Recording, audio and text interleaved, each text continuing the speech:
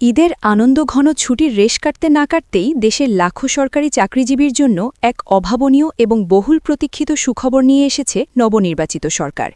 প্রিয় সরকারি চাকরিজীবী ভাই ও বোনেরা, আজকের সকালের আপডেট নিউজে আপনাদের স্বাগতম।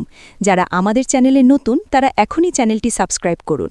আর হ্যাঁ, অবশ্যই কমেন্ট করে জানাবেন আপনারা কে কোন জেলা থেকে আমাদের ভিডিওটি দেখছেন। তবে চলুন কথা না বাড়িয়ে আজকের সর্বশেষ সংবাদটি জেনে নিন।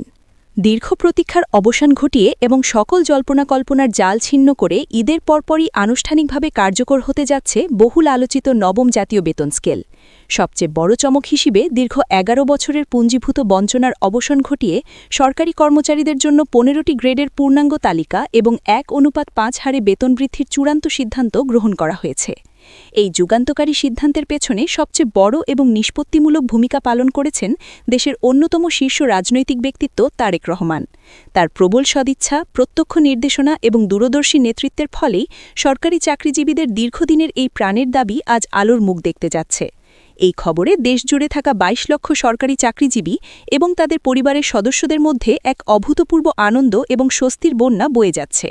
নবগঠিত সরকারের মাননীয় অর্থমন্ত্রী আমির খসরু মাহমুদ চৌধুরী এক বিশেষ এবং জনগুরুত্বপূর্ণ ব্রিফিংয়ে এই বিষয়ে বিস্তারিত তথ্য জাতির সামনে তুলে ধরেছেন। তিনি অত্যন্ত দৃঢ়তার সাথে ঘোষণা করেছেন যে সরকারি চাকরিজীবীদের জীবনযাত্রার মান উন্নয়নে সরকার ১:৫ অনুপাতে বেতন বৃদ্ধির যে যুগান্তকারী সুবিধা সেটি চূড়ান্তভাবে মঞ্জুর করেছে। অর্থমন্ত্রীর এই ঘোষণার পরপরই পে কমিশনের চেয়ারম্যান জাকির আহমেদ খান গণমাধ্যমের সামনে পুরো প্রক্রিয়ার পেছনের বিশাল কর্মযজ্ঞের কথা বিস্তারিতভাবে তুলে ধরেন। তিনি অত্যন্ত স্পষ্টভাবে জানান যে সদ্য বিদায়ী অন্তর্বর্তীকালীন সরকারের শাসনামলেই সরকারি কর্মচারীদের বেতন বৃদ্ধির এই বিশাল উদ্যোগের সূত্রপাত হয়েছিল এবং সেই সময়ে সরকারি কোষাগার থেকে ৪০,০০০ কোটি টাকার একটি বিশাল অঙ্কের বাজেট এই খাতের জন্য আলাদা করে বরাদ্দ রাখা হয়েছিল। এই বিশাল অঙ্কের অর্থ বরাদ্দ দেওয়ার মূল উদ্দেশ্যই ছিল ২২ লক্ষ সরকারি চাকরিজীবীর পরিবারের অন্তত ৬ জন সদস্যের দৈনন্দিন জীবনযাত্রার ব্যয়ের একটি বাস্তবসম্মত এবং বিজ্ঞানভিত্তিক হিসাব নিকাশ করে বেতন বৃদ্ধির চূড়ান্ত রূপরেখা প্রণয়ন করা। বর্তমান বাজারের আকাশছোঁয়া দ্রব্যমূল্য এবং কর্মচারীদের চরম অর্থনৈতিক কষ্টের দিকটি সর্বোচ্চ মানবিক দৃষ্টিকোণ থেকে বিবেচনা করেই এই ৪০,০০০ কোটি টাকার বিশাল বাজেটটি প্রাথমিকভাবে নির্ধারণ করা হয়েছিল।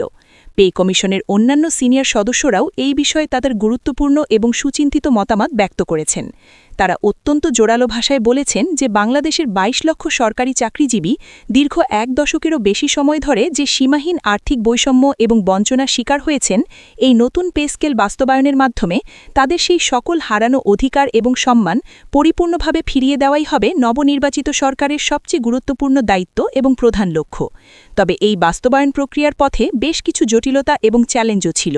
কর্মচারী ফোরামের প্রতিনিধিরা এবং সাধারণ চাকরিজীবীরা বিভিন্ন সময়ে রাজপথে এবং আলোচনার টেবিলে তাদের যে বিশদ দাবিদাওয়াগুলো উপস্থাপন করেছিলেন তার সবগুলো হুবহু বাস্তবায়ন করার ক্ষেত্রে সংশ্লিষ্ট কর্তৃপক্ষের কিছুটা অনীহা এবং বাস্তবসম্মত সীমাবদ্ধতা ছিল। নাম প্রকাশে অনিচ্ছুক অর্থ মন্ত্রণালয়ের একজন অত্যন্ত ঊর্ধ্বতন এবং দায়িত্বশীল কর্মকর্তা এই বিষয়ে স্পষ্ট করে জানিয়েছেন যে ২২ লক্ষ সরকারি চাকরিজীবীর উত্থাপিত প্রতিটি দাবি শতভাগ বাস্তবায়ন করা বর্তমান বৈশ্বিক এবং অভ্যন্তরীণ অর্থনৈতিক প্রেক্ষাপটে কোনোভাবেই সম্ভব নয়। বিশেষ করে কর্মচারী সংগঠনগুলোর পক্ষ থেকে সর্বনিম্ন মূল বেতন বা বেসিক ৩৫,০০০ টাকা নির্ধারণের যে জোর দাবি জানানো হয়েছিল তা দেশের বর্তমান বাজেট কাঠামো এবং চলতি অর্থবছরের রাজস্ব আয়ের বাস্তবতায় কোনোভাবেই বাস্তবায়নযোগ্য নয়। তাই সরকার এবং পে কমিশন দেশের সামগ্রিক অর্থনৈতিক অবস্থা এবং কর্মচারীদের জীবনযাত্রার ন্যূনতম মান বজায় রাখার দিকটি অত্যন্ত গভীরভাবে বিবেচনা করে সর্বনিম্ন মূল বেতন ২০,০০০ টাকা নির্ধারণ করার একটি অত্যন্ত যুগান্তকারী এবং ভারসাম্যপূর্ণ সিদ্ধান্ত গ্রহণ করেছে।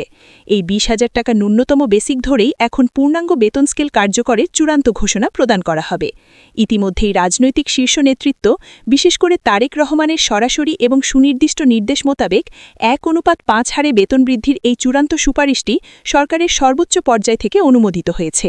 এই নতুন কাঠামোর মাধ্যমে সরকারি চাকরিজীবীদের দীর্ঘদিনের পুঞ্জীভূত দাবিদাওয়াগুলোকে একটি যৌক্তিক কাঠামোর মধ্যে এনে পূর্ণাঙ্গ তালিকা প্রস্তুত করা হয়েছে। এই বিষয়ে কর্মচারী ফোরামের নেতৃবৃন্দ অত্যন্ত সন্তোষ প্রকাশ করে বলেছেন যে তারা অনুপাত আকারে বেতন বৃদ্ধির সরকারের এই অত্যন্ত সময়োপযোগী এবং বাস্তবসম্মত প্রস্তাবটিকে সর্বান্তকরণে সমর্থন জানিয়েছেন। তবে তারা একই সাথে অত্যন্ত বিনয়ের সাথে সরকারের কাছে এই দাবিও রেখেছেন যে পূর্ণাঙ্গ বেতন স্কেল বাস্তবায়নের সাথে সাথে বিদ্যমান অন্যান্য সকল ভাতা যেমন বাড়ি ভাড়া, চিকিৎসা ভাতা এবং যাতায়াত ভাতাগুলোকে বর্তমান বাজার দরের সাথে সামঞ্জস্য রেখে অবশ্যই সংশোধন এবং বৃদ্ধি করতে হবে। কারণ বাংলাদেশের সরকারি চাকরিজীবীরা মূল বেতনের পাশাপাশি অন্যান্য ভাতার ক্ষেত্রেও দীর্ঘদিন ধরে চরম বৈষম্যের শিকার হয়ে আসছেন। তাই তাদের এই দীর্ঘদিনের বৈষম্য চিরতরে দূর করতে হলে অবশ্যই অনুপাত আকারে বেতন বৃদ্ধির কোনো বিকল্প নেই। যেহেতু পূর্ববর্তী অন্তর্বর্তীকালীন সরকার এই অনুপাত ভিত্তিক বেতন বৃদ্ধির লক্ষ্যেই একটি শক্তিশালী পে কমিশন গঠন করেছিল এবং সেই পে কমিশনকে তাদের সকল দায়িত্ব অত্যন্ত নিখুঁতভাবে বুঝিয়ে দিয়েছিল, তাই কর্মচারী সমাজ এই অনুপাত ভিত্তিক বেতন বৃদ্ধির বিষয়টিকে অত্যন্ত সাধারণ এবং স্বতঃস্ফূর্তভাবে গ্রহণ করেছে। তবে সংশ্লিষ্ট কর্তৃপক্ষের একাধিক নির্ভরযোগ্য সূত্র এই বিষয়ে মন্তব্য করেছে যে ২২ লক্ষ সরকারি চাকরিজীবীর সকল প্রত্যাশা এবং দাবি শতভাগ পূরণ করতে হলে সরকারকে অদূর ভবিষ্যতে আরও কিছু যুগান্তকারী এবং গুরুত্বপূর্ণ সিদ্ধান্ত গ্রহণ করতে হবে। এই পুরো প্রক্রিয়ায় তারেক রহমান অত্যন্ত দূরদর্শী এবং বাস্তবসম্মত কিছু পর্যবেক্ষণ তুলে ধরেছেন, যা কর্মচারীদের মধ্যে বিপুল আশার সঞ্চার করেছে। তিনি অত্যন্ত স্পষ্টভাবে বলেছেন যে পূর্বের ২০টি গ্রেডের পরিবর্তে এবার ১৫টি গ্রেড নির্ধারণ করায় সরকারি চাকরিজীবীরা তাদের কর্মজীবনে অনেক দ্রুত গতিতে বেতন বৃদ্ধির চূড়ান্ত সিলিং বা সর্বোচ্চ সীমায় পৌঁছাতে সক্ষম হবেন। এই বিষয়ে অতীতের একটি তিক্ত অভিজ্ঞতার কথা স্মরণ করিয়ে দিয়ে বলা হয় যে ২০১৫ সালে যখন অষ্টম জাতীয় বেতন স্কেল ঘোষণা করা হয়েছিল তখন সেখানে গ্রেড সংখ্যা ছিল ২০টি এবং সর্বনিম্ন মূল বেতন ধরা হয়েছিল মাত্র ৮,২৫০ টাকা।